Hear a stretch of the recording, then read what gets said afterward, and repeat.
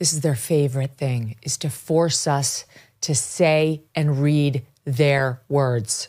You will read my thoughts on the environmental catastrophe that we're facing. You will read my thoughts on DEI and gender. And it doesn't matter if I shoved them on some page that also speaks about cigarettes and vaping. The whole page must be saved because I need you and everyone to read my thoughts on gender. That's what they're pissed about. They're starting to lose the war on language control. Well, that's the whole plan. The whole plan is win the war of language and control everyone. Once you get the language, then you get the control. And that's why they pervert the language. You know, when Gavin Newsom came into this studio and said, you know, half of Hispanic and half of blacks in California don't have access to checking accounts. It's like, what do you mean you don't have access? They have access. They choose not to get them. Well, first off, you're lying. It's not half. It's not close to half. But they say things like access, you know, like Hobby Lobby has denied access to birth control. It's like they don't deny access to it. They're not paying for it. I don't pay for lunch around here for my coworkers on a daily basis. Sometimes I do, but generally they're in charge of their own lunch, but I don't deny them access to a sandwich. They can get it themselves. So they take the language and they pervert it. I mean, you know, they go from illegal alien to, you know, undocumented worker. Now it's undocumented American. So it's just basically someone who was born in the United States who left their passport in the bathroom when they're at the airport. It's insane. Now, obviously, the reason they have to pervert the language is because their argument doesn't make sense otherwise. So when they, you know, denying women health care, it's like, well, not health care. We're against abortion, not health care. That's different. You know, even when they talk about when I was watching, I think Chris Hayes on Bill Maher the other day making an ass of himself saying, well, you want to deny my transgender child health care. No, we want to deny your 13-year-old from cutting off their penis. That's not denying health care. If your transgender child has appendicitis, then we would like them to have their appendix removed. But it's not denying health care to your transgender. And the reason they have to pervert the language is because their argument is retarded, and it wouldn't make sense otherwise.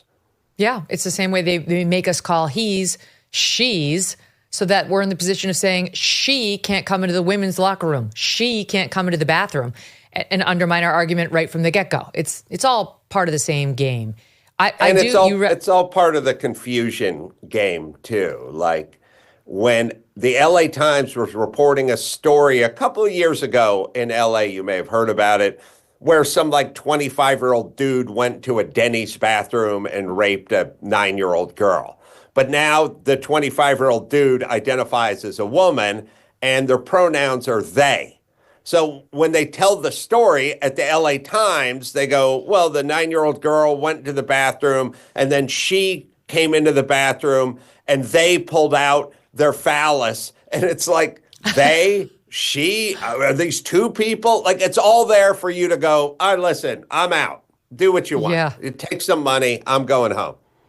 Okay, so that leads me to, I may get back to Elon in a bit, but this is a great segue into what's happening in Worcester, Massachusetts. Now, we know Massachusetts is liberal, right? But they used to be not so far left that they wouldn't elect a Republican governor, remember those days? Or even a Republican senator. Remember Scott Brown back in the Bush years? Now they've just gone around the bend. And Worcester, Mass. voted yesterday to make their city a sanctuary city for trans people, meaning they're not going to comply with any of President Trump's mandates, EOs. I mean, good luck. This is flouting the law. And we'll see how that works out for you. But I would love for you to take a look at what the people look like and how they sound in Worcester, Mass., where this resolution to make Worcester, Mass. A sanctuary city for trans people passed overwhelmingly because of testimonials like these. I need the city to protect me because the federal government won't. And if you think you're afraid of Trump, you should see how afraid of Trump I am. I don't want to be here. Please. I'm sorry, am I taking too long pleading for my life? You remembered how many children I have and that 2 of them are trans. I speak as both the B and the T in the LGBT. I'm multiply disabled. I have Ehlers-Danlos syndrome, which is a connective tissue disorder that causes me immense physical pain.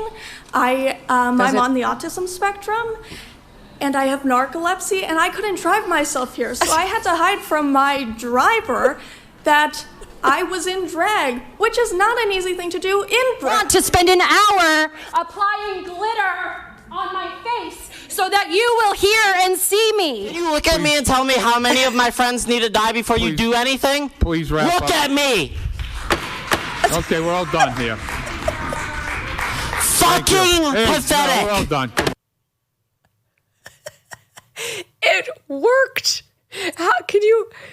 The narcolepsy and the autism and some sort of syndrome that gives nerve pain, and it's hard to put the glitter on in the morning. And the one guy he's clearly a man wearing like a beanie, but his hair is long. He's like, I constantly get misgendered. You're like, wait, what? Are you even trying to look female? Is that there? This is not a well group, but they are still winning in places like Worcester, Mass, which is just a little like a microcosm of explanation on how these insane policies got shoved into these agencies to begin with, Adam. Yeah. It's not narcolepsy, it's narcissism. That's all these people are narcissists, a supreme narcissists. They sit around and they go, me, I have this, what about me? You know, they think Trump is a narcissist because he wears 3-piece suits and puts on spray tan and has a pinky ring. But the real narcissism is the world is coming for me. They want me dead. They can't take me. That's a supreme narcissism. And also, no one ever talks about it, but most of these people were victims growing up. There's a lot of sexual abuse and a lot of victimizing as a very young person that then translates into what you just saw as an adult. And if anyone brings that up, it's a hate crime. But from doing Loveline for 10 years, I've heard all the stories and I've seen a lot of it. These are people that were most likely molested and victimized as young people. Then they got scrambled. Then they got unleashed on us. And now we have to listen to them. Really what they need is containment. They don't need people agreeing with them or accommodating them. They need guardrails. It's essentially the same thing the homeless community needs. They don't need compassion and understanding. They need tough love, zip ties, and a cot and a place to sober up. Yeah, I'm really hoping they all just stay in Worcester. Great. Good. Take them. Terrific. By the way, it's not just Worcester. There's one in Sacramento, California, one of these sanctuary cities for trans people. Ithaca, New York, not far from my own people, upstate New York. Courtesy to ALX on Twitter or X for that montage. He got an access code and listened to that whole hearing and what was a gift to us all by showing us what's happening there. These are not well people. I mean, on this council, there's one person who's their first openly non-binary member ever elected to city council in 2022. And this person has already stopped showing up at the meetings saying they're transphobic. This city council that just voted 9-2 in favor of those lunatics who paraded in front of them, they don't want to show up, this non-binary member, because they think it's a transphobic group. They didn't like the pronouns. They said one council member called this person it several times. I mean, in that council member's defense, it's very confusing. No one knows what to call most of these people.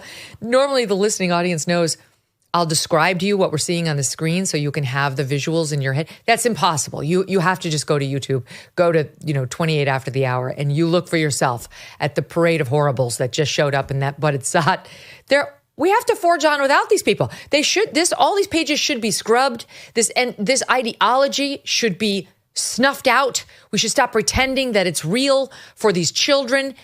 like, it's amazing to me that we still have people pretending this is an actual thing and we need to cater to the woman with the narcolepsy and the autism spectrum and the whatever nerve disease and the one worried about putting glitter on. We continue to face uncertainty when it comes to the economy, with a perfect storm brewing as Social Security and Medicare hit a breaking point, as the largest generation is hitting retirement. A smaller workforce means a smaller tax base. You pair that with our growing national debt and rising cost of living, and we could have a very big problem on our hands. So what are you doing now to protect your family for the future? Gold can be a safe haven in hard economic times, and Birch Gold makes it easy to diversify a portion of your savings into physical gold. Birch Gold will help you transition an existing IRA or 401k into an IRA in gold, and it does not cost you a cent out of pocket. Protect your future today. Text MK to 989898. Get your free info kit on gold and a copy of the ultimate guide for gold in the Trump era with a foreword by Donald Trump Jr. There's no obligation, just information. Birch Gold has earned the trust of countless Americans looking to safeguard their savings. Text my initials MK to the number 989898 today. Thanks so much for watching. If you like what you just saw, hit the subscribe button for more clips and full episodes.